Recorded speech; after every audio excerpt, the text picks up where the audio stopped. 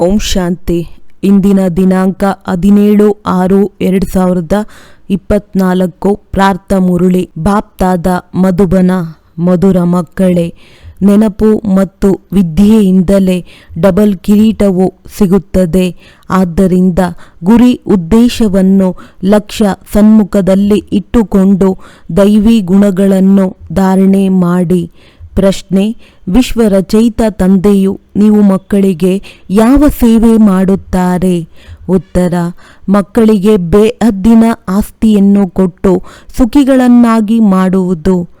ಇದು ಸೇವೆಯಾಗಿದೆ. ತಂದೆಯ ಹಾಗೆ ನಿಷ್ಕಾಮ ಸೇವೆಯನ್ನು ಯಾರೂ ಮಾಡಲು ಸಾಧ್ಯವಿಲ್ಲ. ಬೇಹದ್ದಿನ ತಂದೆಯು ಬಾಡಿಗೆಯ ಸಿಂಹಾಸನವನ್ನು ತೆಗೆದುಕೊಂಡು ನಿಮ್ಮನ್ನು ವಿಶ್ವದ ಸಿಂಹಾಸನಾಧೀಶರನ್ನಾಗಿ ಮಾಡಿಬಿಡುತ್ತಾರೆ. ಸ್ವಯಂ ಮಯೂರ ಸಿಂಹಾಸನದ ಮೇಲೆ ಕುಳಿತುಕೊಳ್ಳುವುದಿಲ್ಲ, ಆದರೆ ಮಕ್ಕಳನ್ನು ಮಯೂರ ಸಿಂಹಾಸನದ ಮೇಲೆ ಕೂರಿಸುತ್ತಾರೆ. ತಂದೆಯ ಜಡಮಂದಿರಗಳನ್ನು ಕಟ್ಟುತ್ತಾರೆ, ಆದರೆ ಅದರಲ್ಲಿ ಅವರಿಗೆ ರುಚಿಯೇನು ಬರುತ್ತದೆ? ಸ್ವರ್ಗದ ರಾಜ್ಯ ಭಾಗ್ಯವನ್ನು ಪಡೆಯುವ ಮಕ್ಕಳಿಗೆ ಮಜಾ ಬರುತ್ತದೆ. ಓಂ ಶಾಂತಿ. ಮಧುರಾತಿ ಮಧುರ ಆತ್ಮಿಕ ಮಕ್ಕಳಿಗೆ ತಂದೆಯು ತಿಳಿಸುತ್ತಾರೆ, ತಮ್ಮನ್ನು ಆತ್ಮವೆಂದು ತಿಳಿದು ತಂದೆಯನ್ನು ನೆನಪು ಮಾಡಿ. ಓಂ ಶಾಂತಿಯ ಅರ್ಥವನ್ನಂತೂ ತಂದೆಯು ತಿಳಿಸಿದ್ದಾರೆ. ಓಂ ಶಾಂತಿಯನ್ನು ತಂದೆಯು ಹೇಳುತ್ತಾರೆ ಮತ್ತು ಮಕ್ಕಳು ಹೇಳುತ್ತೀರಿ, ಏಕೆಂದರೆ ಆತ್ಮದ ಸ್ವಧರ್ಮವು ಶಾಂತಿಯಾಗಿದೆ. ನೀವೀಗ ಅರಿತುಕೊಂಡಿದ್ದೀರಿ, ನಾವು ಶಾಂತಿಧಾಮದಿಂದ ಬರುತ್ತೇವೆ. ಮೊಟ್ಟ ಮೊದಲು ಸುಖಧಾಮದಲ್ಲಿ, ನಂತರ 84 ಪುನರ್ಜನ್ಮಗಳನ್ನು ತೆಗೆದುಕೊಳ್ಳುತ್ತಾ ದುಃಖಧಾಮದಲ್ಲಿ ಬರುತ್ತೇವೆ. ಇದಂತೂ ನೆನಪಿದೆಯಲ್ಲವೇ? ಮಕ್ಕಳು 84 ಜನ್ಮಗಳನ್ನು ತೆಗೆದುಕೊಳ್ಳುತ್ತಾ ಜೀವಾತ್ಮರಾಗುತ್ತೀರಿ. ತಂದೆಯು ಜೀವಾತ್ಮನಾಗುವುದಿಲ್ಲ. ತಿಳಿಸುತ್ತಾರೆ, ನಾನು ತತ್ಕಾಲಕ್ಕಾಗಿ ಇವರ ಬ್ರಹ್ಮ ಶರೀರವನ್ನು ಆಧಾರವಾಗಿ ತೆಗೆದುಕೊಳ್ಳುತ್ತೇನೆ. ಇಲ್ಲವೆಂದರೆ ಹೇಗೆ ಓದಿಸುವುದು? ಮಕ್ಕಳಿಗೆ ಪದೇ ಪದೇ ಹೇಗೆ ತಿಳಿಸುತ್ತಾರೆ? ಮನ್ಮನಾಭವ, ತಮ್ಮ ರಾಜಧಾನಿಯನ್ನು ನೆನಪು ಮಾಡಿ. ಇದಕ್ಕೆ ಸೆಕೆಂಡಿನಲ್ಲಿ ವಿಶ್ವದ ರಾಜ್ಯಭಾಗ್ಯವೆಂದು ಹೇಳಲಾಗುತ್ತದೆ. ಬೇಹದ್ದಿನ ತಂದೆಯಾಗಿದ್ದಾರಲ್ಲವೇ? ಆದ್ದರಿಂದ ಅವಶ್ಯವಾಗಿ ಬೇಹದ್ದಿನ ಆಸ್ತಿ ಮತ್ತು ಬೇಹದ್ದಿನ ಖುಷಿಯನ್ನೇ ಕೊಡುತ್ತಾರೆ. ತಂದೆಯು ಬಹಳ ಸಹಜವಾದ ಮಾರ್ಗವನ್ನು ತಿಳಿಸುತ್ತಾರೆ. ಮಕ್ಕಳೇ, ಈಗ ಈ ದುಃಖಧಾಮವನ್ನು ಬುದ್ಧಿಯಿಂದ ತೆಗೆದುಹಾಕಿ. ಯಾವ ಹೊಸ ಪ್ರಪಂಚ ಸ್ವರ್ಗವನ್ನು ಸ್ಥಾಪನೆ ಮಾಡುತ್ತಿದ್ದೇನೆಯೋ ಅದರ ಮಾಲೀಕರಾಗಲು ನನ್ನನ್ನು ನೆನಪು ಮಾಡಿ. ಅದರಿಂದ ನಿಮ್ಮ ಪಾಪಗಳು ತುಂಡಾಗುವವು. ನೀವು ಮತ್ತೆ ಸತೋಪ್ರಧಾನರಾಗಿ ಬಿಡುತ್ತೀರಿ. ಇದಕ್ಕೆ ಸಹಜ ನೆನಪು ಎಂದು ಹೇಳಲಾಗುವುದು. ಹೇಗೆ ಮಕ್ಕಳು ಲೌಕಿಕ ತಂದೆಯನ್ನು ಎಷ್ಟೊಂದು ಸಹಜವಾಗಿ ನೆನಪು ಮಾಡುತ್ತಾರೆ, ಹಾಗೆಯೇ ನೀವು ಮಕ್ಕಳು ಬೇಹದ್ದಿನ ತಂದೆಯನ್ನು ನೆನಪು ಮಾಡಬೇಕು. ಏಕೆಂದರೆ ತಂದೆಯೇ ದುಃಖದಿಂದ ಬಿಡಿಸಿ ಸುಖಧಾಮದಲ್ಲಿ ಕರೆದುಕೊಂಡು ಹೋಗುತ್ತಾರೆ. ಅಲ್ಲಿ ದುಃಖದ ಹೆಸರು ಗುರುತು ಇರುವುದಿಲ್ಲ. ಬಹಳ ಸಹಜ ಮಾತನ್ನು ತಿಳಿಸುತ್ತಾರೆ. ತಮ್ಮ ಶಾಂತಿಧಾಮವನ್ನು ನೆನಪು ಮಾಡಿ. ಯಾವುದು ತಂದೆಯ ಮನೆಯೋ ಅದು ನಿಮ್ಮ ಮನೆಯಾಗಿದೆ. ಮತ್ತು ಹೊಸ ಪ್ರಪಂಚವನ್ನು ನೆನಪು ಮಾಡಿ, ಅದು ನಿಮ್ಮ ರಾಜಧಾನಿಯಾಗಿದೆ. ತಂದೆಯು ನೀವು ಮಕ್ಕಳ ಎಷ್ಟೊಂದು ನಿಷ್ಕಾಮ ಸೇವೆಯನ್ನು ಮಾಡುತ್ತಾರೆ. ನೀವು ಮಕ್ಕಳನ್ನು ಸುಖಿಯನ್ನಾಗಿ ಮಾಡಿ ಮತ್ತೆ ವಾನಪ್ರಸ್ಥ ಪರಮಧಾಮದಲ್ಲಿ ಹೋಗಿ ಕುಳಿತುಕೊಳ್ಳುತ್ತಾರೆ. ನೀವು ಸಹ ಪರಮಧಾಮದ ನಿವಾಸಿಗಳಾಗಿದ್ದೀರಿ. ಅದಕ್ಕೆ ನಿರ್ವಾಣಧಾಮ, ವಾನಪ್ರಸ್ಥವೆಂದು ಹೇಳಲಾಗುತ್ತದೆ. ತಂದೆಯು ಮಕ್ಕಳ ಸೇವೆ ಮಾಡಲು ಅರ್ಥಾತ್ ಆಸ್ತಿಯನ್ನು ಕೊಡಲು ಬರುತ್ತಾರೆ. ಈ ಬ್ರಹ್ಮರವರು ಸಹ ತಂದೆಯಿಂದ ಆಸ್ತಿಯನ್ನು ಪಡೆಯುತ್ತಾರೆ. ಶಿವ ತಂದೆಯಂತೂ ಸರ್ವಶ್ರೇಷ್ಠ ಭಗವಂತನಾಗಿದ್ದಾರೆ. ಶಿವನ ಮಂದಿರವೂ ಇದೆ. ಅವರಿಗೆ ಯಾರೂ ತಂದೆ ಅಥವಾ ಶಿಕ್ಷಕರಿಲ್ಲ. ಅವರ ಬಳಿ ಇಡೀ ಸೃಷ್ಟಿಯ ಆದಿ ಮಧ್ಯ ಅಂತ್ಯದ ಜ್ಞಾನವಿದೆ ಅಂದಾಗ ಅದು ಎಲ್ಲಿಂದ ಬಂದಿತು? ಯಾವುದೇ ವೇದಶಾಸ್ತ್ರಗಳನ್ನು ಓದಿದರೆ ಇಲ್ಲ. ತಂದೆಯಂತೂ ಜ್ಞಾನಸಾಗರ, ಸುಖ ಶಾಂತಿಯ ಸಾಗರನಾಗಿದ್ದಾರೆ. ತಂದೆಯ ಮಹಿಮೆ ಹಾಗೂ ದೈವಿ ಗುಣವುಳ್ಳ ಮನುಷ್ಯರ ಮಹಿಮೆಯಲ್ಲಿ ವ್ಯತ್ಯಾಸವಿದೆ. ನೀವು ದೈವಿ ಗುಣಗಳನ್ನು ಧಾರಣೆ ಮಾಡಿ ಈ ದೇವತೆಗಳಾಗುತ್ತೀರಿ. ಮೊದಲು ಆಸುರಿ ಗುಣಗಳಿತ್ತು. ಆಸುರರಿಂದ ದೇವತೆಗಳನ್ನಾಗಿ ಮಾಡುವುದು ತಂದೆಯ ಕರ್ತವ್ಯವೇ ಆಗಿದೆ. ಗುರಿ ಉದ್ದೇಶವು ನಿಮ್ಮ ಸನ್ಮುಖದಲ್ಲಿದೆ ಅಂದಾಗ ಅವಶ್ಯವಾಗಿ ಇಂತಹ ಶ್ರೇಷ್ಠ ಕರ್ಮವನ್ನು ಮಾಡಿರುತ್ತಾರೆ. ಕರ್ಮ ಅಕರ್ಮ ವಿಕರ್ಮದ ಗತಿ ಅಥವಾ ಪ್ರತಿಯೊಂದು ಮಾತನ್ನು ತಿಳಿಸುವುದರಲ್ಲಿ 1 ಸೆಕೆಂಡ್ ಹಿಡಿಸುತ್ತದೆ. ತಂದೆಯು ತಿಳಿಸುತ್ತಾರೆ, ಮಧುರಾತಿ ಮಧುರ ಮಕ್ಕಳಿಗೆ ಪಾತ್ರವನ್ನು ಅಭಿನಯಿಸಲೇಬೇಕಾಗಿದೆ. ಇದು ನಿಮಗೆ ಅನಾದಿ ಅವಿನಾಶಿ ಪಾತ್ರವೂ ಸಿಕ್ಕಿದೆ. ನೀವು ಎಷ್ಟು ಬಾರಿ ಸುಖ ದುಃಖದ ಆಟದಲ್ಲಿ ಬಂದಿರಿ, ಎಷ್ಟೊಂದು ಬಾರಿ ನೀವು ವಿಶ್ವದ ಮಾಲೀಕರಾಗಿದ್ದೀರಿ. ತಂದೆಯು ಎಷ್ಟು ಶ್ರೇಷ್ಠರನ್ನಾಗಿ ಮಾಡುತ್ತಾರೆ. ಸುಪ್ರೀಂ ಸೋಲ್ ಅಂದರೆ ಪರಮಾತ್ಮನೂ ಸಹ ಇಷ್ಟು ಸೂಕ್ಷ್ಮವಾಗಿದ್ದಾರೆ. ಆ ತಂದೆಯು ಜ್ಞಾನದ ಸಾಗರನಾಗಿದ್ದಾರೆ. ಆದ್ದರಿಂದ ಆತ್ಮಗಳನ್ನು ತಮ್ಮ ಸಮಾನರನ್ನಾಗಿ ಮಾಡುತ್ತಾರೆ. ನೀವು ಪ್ರೇಮದ ಸಾಗರ, ಸುಖದ ಸಾಗರರಾಗಿದ್ದೀರಿ. ದೇವತೆಗಳಲ್ಲಿ ಪರಸ್ಪರ ಎಷ್ಟೊಂದು ಪ್ರೀತಿ ಇರುತ್ತದೆ, ಎಂದೂ ಜಗಳವಾಡುವುದಿಲ್ಲ ಅಂದಾಗ ತಂದೆಯು ಬಂದು ನಿಮ್ಮನ್ನು ತನ್ನ ಸಮಾನರನ್ನಾಗಿ ಮಾಡುತ್ತಾರೆ. ಮತ್ಯಾರು ಹೀಗೆ ಮಾಡಲು ಸಾಧ್ಯವಿಲ್ಲ. ನಾಟಕವು ಸ್ಥೂಲ ವತನದಲ್ಲಿ ನಡೆಯುತ್ತದೆ. ಆದಿ ಸನಾತನ ದೇವಿ ದೇವತಾ ಧರ್ಮ, ನಂತರ ಇಸ್ಲಾಮಿ, ಬೌದ್ಧಿ ಮುಂತಾದವರು ನಂಬರ್ ವಾರ್ ಆಗಿ ಈ ನಾಟಕ ಮಂಟಪದಲ್ಲಿ ಬರತೊಡಗುತ್ತಾರೆ. 84 ಜನ್ಮಗಳನ್ನು ನೀವು ತೆಗೆದುಕೊಳ್ಳುತ್ತೀರಿ. ಆತ್ಮರು ಮತ್ತು ಪರಮಾತ್ಮ ಬಹಳ ಕಾಲ ಅಗಲಿ ಹೋಗಿದ್ದರು ಎಂಬ ಗಾಯನವೂ ಸಹ ಇದೆ.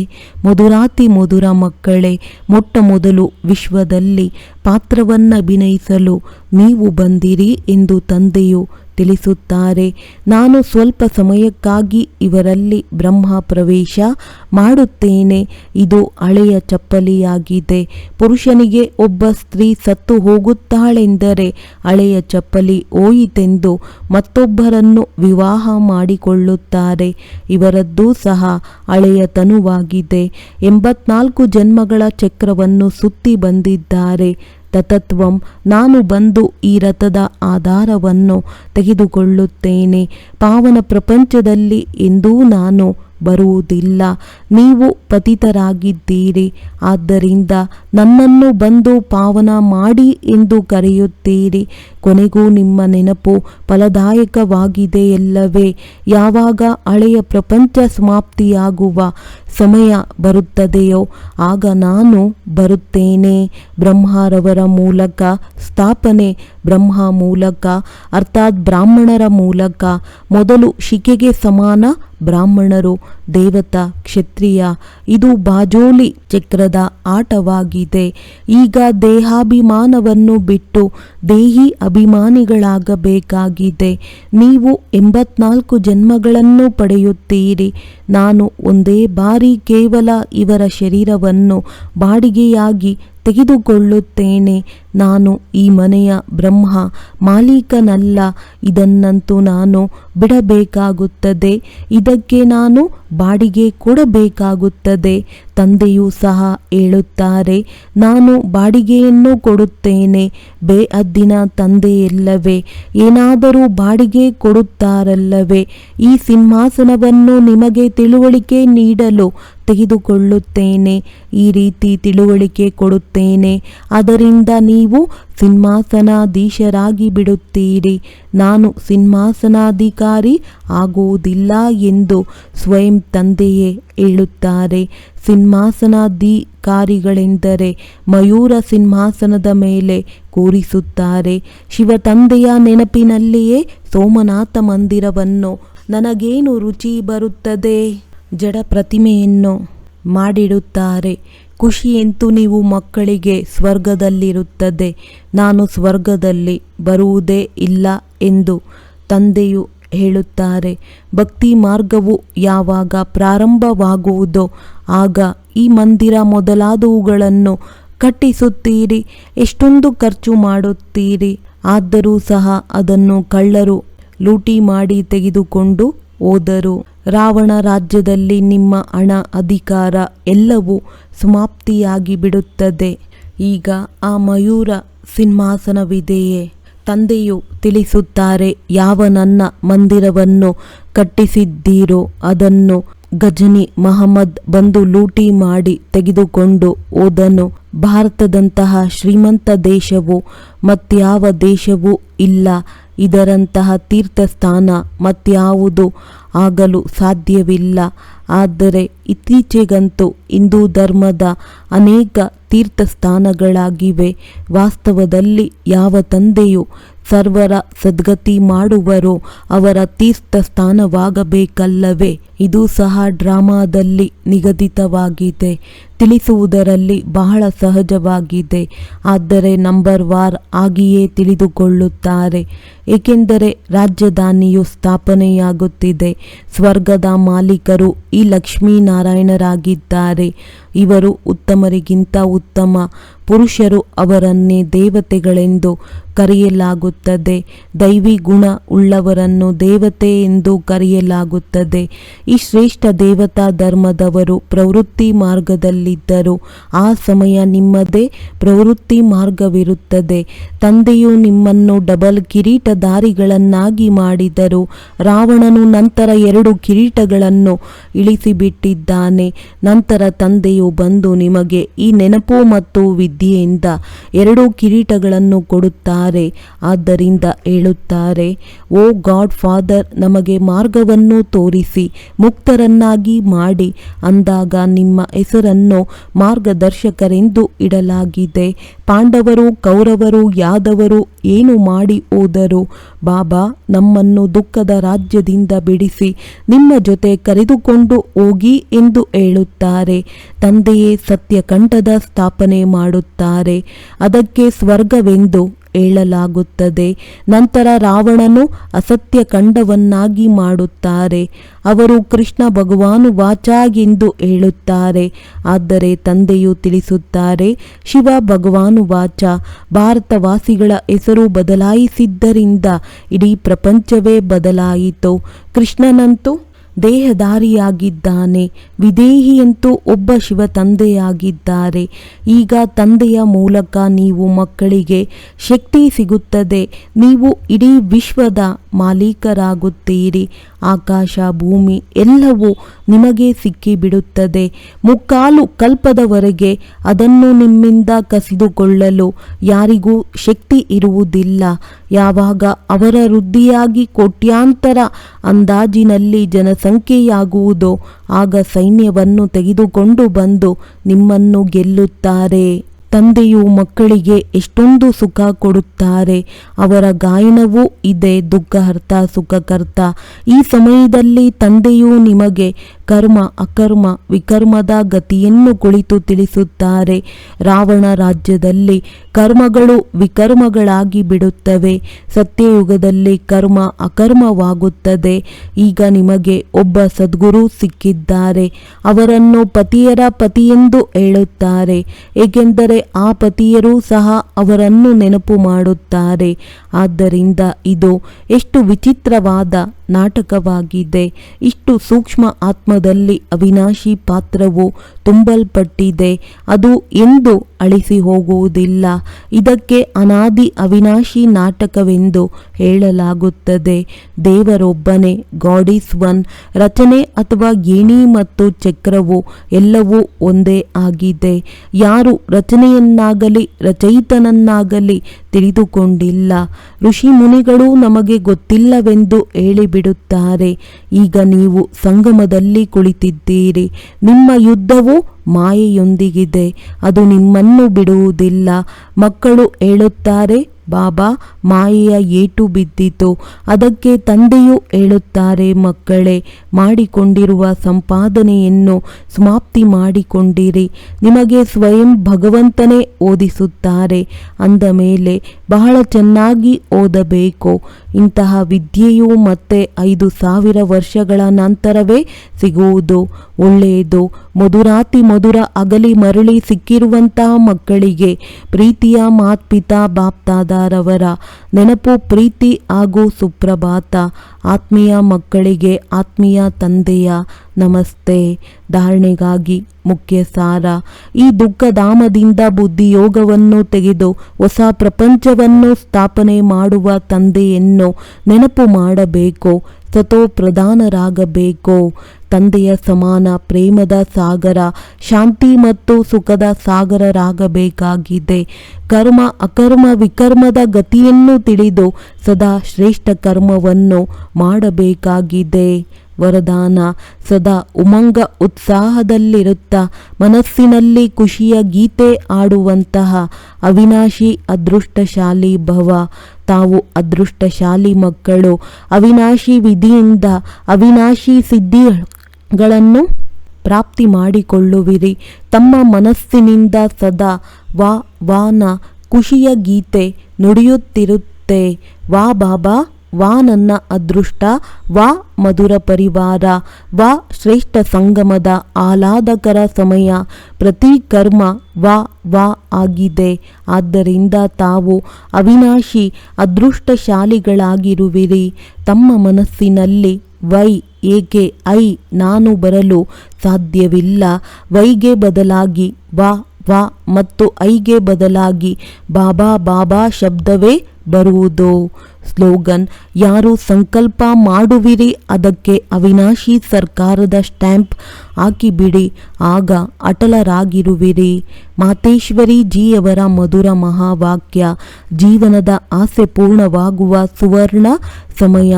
ನಾವೆಲ್ಲ ಆತ್ಮರಿಗೆ ಬಹಳ ಸಮಯದಿಂದ ಇದೇ ಆಸೆ ಮತ್ತು ಜೀವನದಲ್ಲಿ ಸದಾ ಸುಖ ಶಾಂತಿ ಸಿಗಲಿ ಎಂದು. ಈಗ ಬಹಳ ಸಮಯದ ಆಸೆ ಎಂದು ಪೂರ್ಣವಾಗುವುದು. ಈಗ ಇದಾಗಿದೆ ನಮ್ಮ ಅಂತಿಮ ಜನ್ಮ. ಆ ಅಂತಿಮ ಜನ್ಮದಲ್ಲಿಯೂ ಅಂತ್ಯವಾಗಿದೆ. ನಾನಿನ್ನೂ ಚಿಕ್ಕವನಾಗಿದ್ದೇನೆ. ಚಿಕ್ಕವರಿಗಾಗಲಿ ದೊಡ್ಡವರಿಗಾಗಲಿ ಸುಖವಂತೂ ಬೇಕಿದೆ ಎಲ್ಲವೇ. ಆದರೆ ದುಃಖ ಯಾವುದರಿಂದ ಸಿಗುತ್ತದೆ ಎಂಬುದರ ಬಗ್ಗೆಯೂ ಮೊದಲು ತಿಳುವಳಿಕೆ ಬೇಕಾಗಿದೆ. ಈಗ ನಿಮಗೆ ಜ್ಞಾನ ಸಿಕ್ಕಿದೆ. ಈ 5 ವಿಕಾರಗಳಲ್ಲಿ ಸಿಕ್ಕಿಕೊಂಡ ಕಾರಣ ಈ ಕರ್ಮ ಬಂಧನವಾಗಿದೆ ಎಂದು ಅದನ್ನು ಪರಮಾತ್ಮನ ನೆನಪಿನ ಅಗ್ನಿಯಿಂದ ಭಸ್ಮ ಮಾಡಬೇಕಾಗಿದೆ. ಕರ್ಮ ಬಂಧನದಿಂದ ಬಿಡಿಸಿಕೊಳ್ಳಲು ಇದೇ ಸಹಜ ಉಪಾಯ. ಇಂತಹ ಸರ್ವಶಕ್ತಿವಂತ ಬಾಬಾರವರ ನೆನಪು ನಡೆಯುತ್ತಾ ತಿರುಗಾಡುತ್ತಾ ಶ್ವಾಸದಲ್ಲಿ ಇರಬೇಕು. ಈಗ ಉಪಾಯವನ್ನು ತಿಳಿಸುವ ಸಹಾಯ ಸ್ವಯಂ ಪರಮಾತ್ಮ ಬಂದು ಮಾಡುತ್ತಿದ್ದಾರೆ. ಆದರೆ ಇದರಲ್ಲಿ ಪುರುಷಾರ್ಥವಂತೂ ಪ್ರತಿಯೊಂದು ಆತ್ಮವು ಮಾಡಬೇಕು. ಪರಮಾತ್ಮನಂತೂ ತಂದೆ ಶಿಕ್ಷಕ ಗುರುವಿನ ರೂಪದಲ್ಲಿ ಬಂದು ನಮಗೆ ಆಸ್ತಿ ಕೊಡುತ್ತಾರೆ. ಅಂದಾಗ ಮೊದಲು ಆ ತಂದೆಯ ಮಗು ಆಗಬೇಕಿದೆ. ನಂತರ ಶಿಕ್ಷಕನಿಂದ ಓದಬೇಕು. ಯಾವ ವಿದ್ಯೆಯಿಂದ ಜನ್ಮ ಜನ್ಮಾಂತರ ಸುಖದ ಪ್ರಾರಬ್ಧವಾಗುವುದು. ಅರ್ಥಾತ್ ಜೀವನ್ಮುಕ್ತಿ ಪದವಿಯಲ್ಲಿ ಪುರುಷಾರ್ಥದ ಅನುಸಾರ ಪದವಿ ಸಿಗುತ್ತದೆ ಮತ್ತು ಗುರು ರೂಪದಲ್ಲಿ ಪವಿತ್ರರನ್ನಾಗಿ ಮಾಡಿ ಮುಕ್ತಿ ಕೊಡುತ್ತಾರೆ. ಅಂದರೆ ಈ ರಹಸ್ಯ ತಿಳಿದು ಅಂತಹ ಪುರುಷಾರ್ಥ ಮಾಡಬೇಕಾಗಿದೆ. ಹಳೆಯ ಖಾತೆ ಸಮಾಪ್ತಿ ಮಾಡಿ ಹೊಸ ಜೀವನ ಮಾಡಲು ಇದೇ ಸಮಯವಾಗಿದೆ. ಈ ಸಮಯದಲ್ಲಿ ಎಷ್ಟು ಪುರುಷಾರ್ಥ ಮಾಡಿ ತಮ್ಮ ಆತ್ಮನನ್ನು ಪವಿತ್ರವನ್ನಾಗಿ ಮಾಡಿಕೊಳ್ಳುವಿರಿ, ಅಷ್ಟೇ ಶುದ್ಧವಾದ ರೆಕಾರ್ಡ್ ತುಂಬಿಕೊಳ್ಳುವಿರಿ. ನಂತರ ಇಡೀ ಕಲ್ಪ ನಡೆಯುತ್ತದೆ. ಅಂದರೆ ಇಡೀ ಕಲ್ಪ ಈ ಸಮಯದ ಸಂಪಾದನೆಯ ಮೇಲೆ ಅವಲಂಬಿತವಾಗಿದೆ. ನೋಡಿ, ಈ ಸಮಯದಲ್ಲೇ ನಿಮಗೆ ಆದಿ ಮಧ್ಯೆ ಅಂತ್ಯದ ಜ್ಞಾನ ಸಿಗುತ್ತದೆ. ನಮಗೆ ದೇವತೆಗಳಾಗಬೇಕಾಗಿದೆ ಮತ್ತು ನಮ್ಮ ಏರುವ ಕಲೆಯಾಗಿದೆ. ನಂತರ ಅಲ್ಲಿ ಹೋಗಿ ಪ್ರಾರಬ್ಧವನ್ನು ಭೋಗಿಸುತ್ತೇವೆ. ಅಲ್ಲಿ ದೇವತೆಗಳಿಗೆ ನಂತರದ ವಿಚಾರ ನಾವು ಕೆಳಗೆ ಬೀಳುತ್ತೇವೆ ಎಂದು ತಿಳಿದಿರುವುದಿಲ್ಲ. ಒಂದು ವೇಳೆ ನಾವು ಸುಖವನ್ನು ಭೋಗಿಸಿ ನಂತರ ಕೆಳಗೆ ಬೀಳಬೇಕಾಗುತ್ತದೆ ಎಂದು ತಿಳಿದಿದ್ದರೆ ಕೆಳಗೆ ಇಳಿಯುವ ಚಿಂತೆಯಲ್ಲಿ ಸುಖವನ್ನು ಭೋಗಿಸುವುದೇ ಇಲ್ಲ. ಅಂದರೆ ಇದು ಈಶ್ವರೀಯ ಕಾಯಿದೆ ರಚಿಸಲ್ಪಟ್ಟಿದೆ. ಮನುಷ್ಯ ಸದಾ ಏರುವ ಪುರುಷಾರ್ಥ ಮಾಡುತ್ತಾನೆ, ಅರ್ಥಾತ್ ಸುಖಕ್ಕಾಗಿ ಸಂಪಾದನೆ ಮಾಡುತ್ತಾನೆ. ಆದರೆ ಡ್ರಾಮಾದಲ್ಲಿ ಅರ್ಧ ಪಾತ್ರ ಮಾಡಲ್ಪಟ್ಟಿದೆ. ಯಾವ ರಹಸ್ಯವನ್ನು ನಾವು ತಿಳಿದಿದ್ದೇವೆ. ಆದರೆ ಯಾವ ಸಮಯದಲ್ಲಿ ಸುಖದ ಸರದಿ ಇದ್ದಾಗ ಪುರುಷಾರ್ಥ ಮಾಡಿ ಸುಖವನ್ನು ಪಡೆಯಬೇಕು. ಇದೇ ಪುರುಷಾರ್ಥದ ಸುಂದರತೆ. ನಟನ ಕೆಲಸ ಆಗಿದೆ ನಟನೆ ಮಾಡುವುದು. ಸಂಪೂರ್ಣ ಸಮಯ ಸುಂದರತೆಯಿಂದ ಪಾತ್ರವನ್ನು ಅಭಿನಯಿಸಬೇಕು. ಯಾರು ನೋಡುತ್ತಾರೆ ಅವರು ವಾ ವಾ ಎನ್ನುವಂತಿರಬೇಕು. ಆದ್ದರಿಂದ ನಾಯಕ ನಾಯಕಿಯ ಪಾತ್ರ ದೇವತೆಗಳಿಗೆ ಸಿಕ್ಕಿದೆ. ಯಾರ ನೆನಪಾರ್ಥ ಚಿತ್ರಗಳ ಗಾಯನ ಮತ್ತು ಪೂಜೆ ಮಾಡಲಾಗುತ್ತದೆ. ನಿರ್ವಿಕಾರಿ ಪ್ರವೃತ್ತಿಯಲ್ಲಿದ್ದು ಕಮಲದ ಹೂವಿನ ಅವಸ್ಥೆ ಮಾಡಿಕೊಳ್ಳಬೇಕು. ಇದೇ ದೇವತೆಗಳ ಸುಂದರತೆ. ಈ ಸುಂದರತೆಯನ್ನು ಮರೆಯುವುದರಿಂದಲೇ ಭಾರತಕ್ಕೆ ಇಂತಹ ದುರ್ದಶೆ ಬಂದಿದೆ. ಈಗ ಮತ್ತೆ ಇಂತಹ ಜೀವನ ಮಾಡಿಸುವಂತಹ ಸ್ವಯಂ ಪರಮಾತ್ಮ ಬಂದಿದ್ದಾರೆ. ಈಗ ಅವರ ಕೈ ಹಿಡಿಯುವುದರಿಂದ ಜೀವನದ ದೋಣಿ ಪಾರಾಗುವುದು. ಒಳ್ಳೆಯದು. ಓಂ ಶಾಂತಿ.